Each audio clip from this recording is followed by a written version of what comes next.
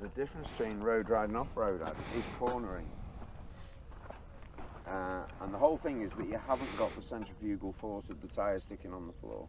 So you need to stay upright. You actually stay 90 degrees to the surface. Forget about foot pegs.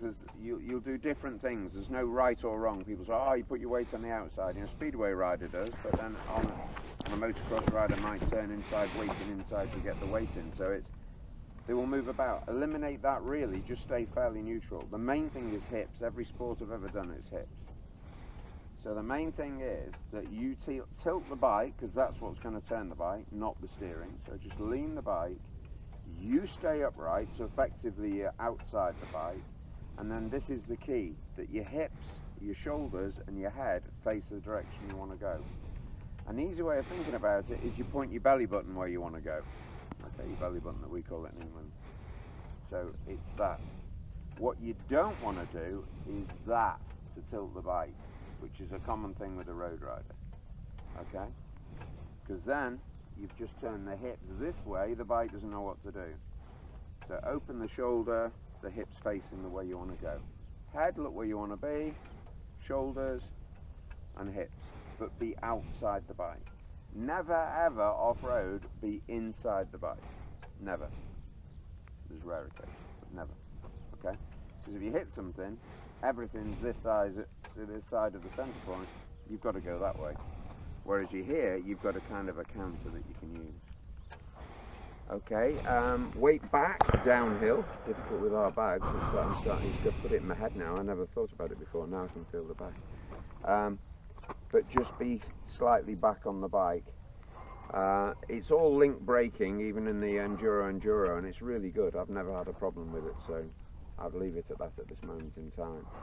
Just gentle, just slightly more gentle on controls. You know, corners, go on the outside, just look where you want to be. Don't look down, particularly off-road. Road riders, a lot of them, it's all this shit on the road. Don't, just look where you want to be, and that. But the cornering thing is the thing, because the bike's heavy as well. It's a bigger movement off-road.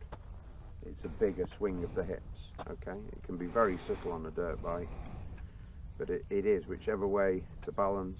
You picture a trials riding, and balance either side of the bike, don't balance using the steering. Okay, you can sit down, stand up. I'm not that bothered at what we're doing today. But you going off-road Morocco, try the standing up thing. You've got really long legs, which is another disadvantage in a way, because you feel very tall when you stand. Yeah, it is. Also difficult to change gears. Yeah, changing gear is a hook thing. It's never a pivot thing when you're off-road. Okay, so your foot comes off and you make a physical movement onto the control. It's not pivoting your foot. Okay, you don't leave your foot on the peg and pivot.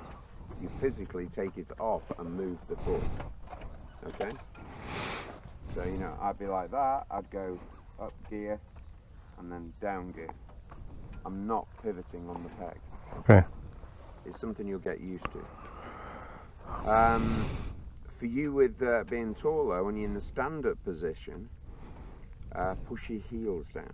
Okay, that sinks you. Your heel like that way. Okay, so your foot like that. The other thing, so your heel down will lower your height. Okay, so you almost more like the ball of the foot, not the ball of the foot, not the middle part, but just a little bit in between, and then pivot. So kind of around here on the foot, heels down. When the terrain is easy, I teach a lot with the clients on the dirt bikes that if you push your heels down and you lock your legs, then the suspension of the bike is working. If you bend your knee at all, the spring is stronger than your knee. Your knees are just going to work all day. The only thing is, if you lock your legs and you hit a bump, you're solid to the bike and you're going to bump. So there is a point where you release them. But it's fraction. But from there, my legs are working. There, I'm balancing. And the balance is the easiest position to go big distances when you stand up on a dirt bike or an adventure bike. Okay, so just think, particularly for yourself, you're going to Morocco as well, just sink the heels down. When it's easy, just put the heels down, lock your legs, and then find the balance position. You don't want your weight on your hands. Everything should be through the pegs of the bike. Okay. That's where the suspension is, and everything. People are like, oh, my hands are tired like that. Then it might be that only that much difference, and then the weight's off the hands. Back here, especially going uphill and things, your weight's slightly back. You're gripping the bars, and you're gripping the bars with a throttle. So just be careful if we stop, just when you get off the bike here, because the off camber can be deceptive with the mountains, and you put your foot, and so just be careful. So we'll go, sit down, stand up, have a play. Downhill, you really should be stood up off the bike, but it's not critical on this particular trail we're on at the moment. The same thing if you sat down though, especially with long legs, don't be too far back on a bike. The further back on a bike you are, the straighter in a line it wants to go. So try and, if you sit, try and be in the middle of the bike. Okay, not too far back. With long legs it pushes you back. What else? Uphill, just slightly absorb at this stage. I don't need to teach you much more about driving the back of the bike and everything, just uphill. Downhill, weight slightly back, that's it.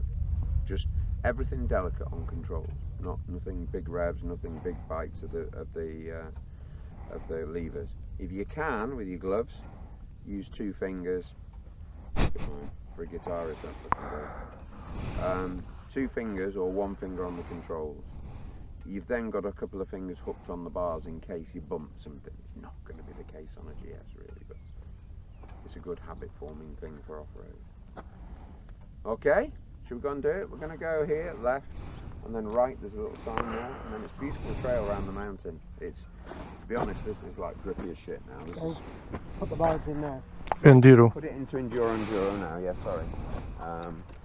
Yeah, and then this is, but it's so grippy, it's crazy. This is where now Alex will be going, fucking hell, this is like, because there's nothing better. Once it's wet and it's sandy here, what we've got where we were talking about this morning is where it's muddy.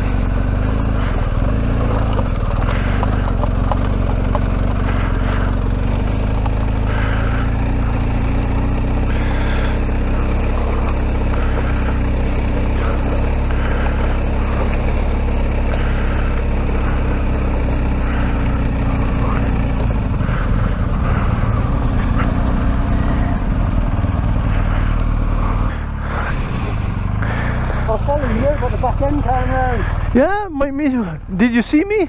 Yeah, you went like that, and then I didn't got the sound, but it just went.